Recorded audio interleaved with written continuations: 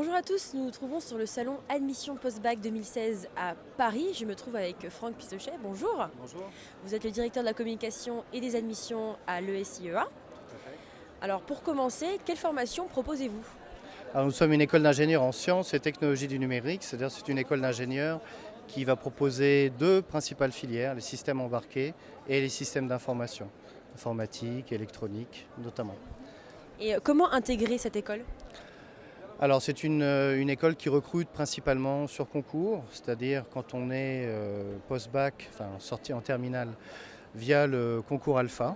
C'est un concours avec 7 autres écoles d'ingénieurs. Vous allez avoir des mathématiques, de l'anglais, des sciences pratiques, la culture générale et aussi une épreuve de motivation.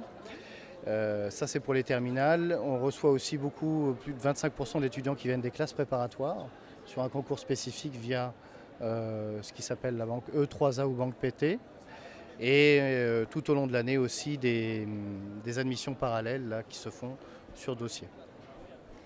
Et donc mieux vaut avoir fait une CPGE ou passer directement, directement après le bac? On a plus de 60% des étudiants qui nous rejoignent post-bac parce que c'est un enseignement qui est pratique, c'est-à-dire c'est ce qu'on appelle une prépa intégrée. Mais attention, ils font de l'informatique électronique dès le début de leur formation. Il y a beaucoup de projets, des projets scientifiques, même des projets non scientifiques pour leur apprendre à travailler en équipe. C'est la base du travail d'un ingénieur. Donc on les met tout de suite dans le concret et c'est, je pense, plus équilibré pour un étudiant aujourd'hui que de passer par les classes préparatoires traditionnelles. Mais on a 25-30% des étudiants qui nous rejoignent après des classes préparatoires traditionnelles où là ils ont un niveau en maths et en physique plus avancé. Du coup, on va renforcer l'encadrement sur tout ce qui est informatique électronique qu'ils n'ont pas fait par rapport à leurs camarades qui sont rentrés en première année. Donc comment se déroule la formation? La formation, c'est une formation qui est avec un bloc scientifique important. Un ingénieur, ça étudie les mathématiques, la physique. En l'occurrence, nous, dans les nouvelles technologies, deux domaines qu'on considère comme étroitement liés, l'informatique et l'électronique. On laisse les étudiants goûter un petit peu à tous les domaines qu'on va proposer parce qu'en fait, dans le numérique, il y a beaucoup de choses à faire. Ça va des objets connectés, à la robotique, au système embarqué, à la réalité virtuelle, à des choses très pointues comme la sécurité informatique. On va les faire goûter un petit peu à tout.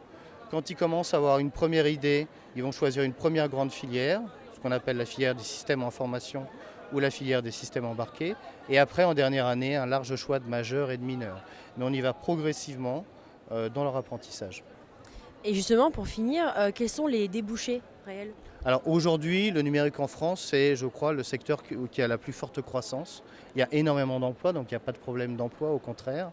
Il faut que l'étudiant, simplement, sache là où il a envie d'aller. Aujourd'hui, par exemple, il y a une pénurie très forte d'ingénieurs formés dans le domaine de la sécurité informatique, mais il y a beaucoup de débouchés, par exemple, dans tout ce qui touche au numérique appliqué au domaine de la santé, qui intéresse d'autres types d'étudiants. Les objets connectés, les applications, il y a énormément de possibilités aujourd'hui. Le numérique est partout. Un ingénieur qui est doté de bonnes compétences scientifiques et aussi de vraies qualités managériales comme les ingénieurs ESUA peuvent absolument être travaillés dans tous les secteurs et s'en servent très facilement. Merci beaucoup. C'est bon.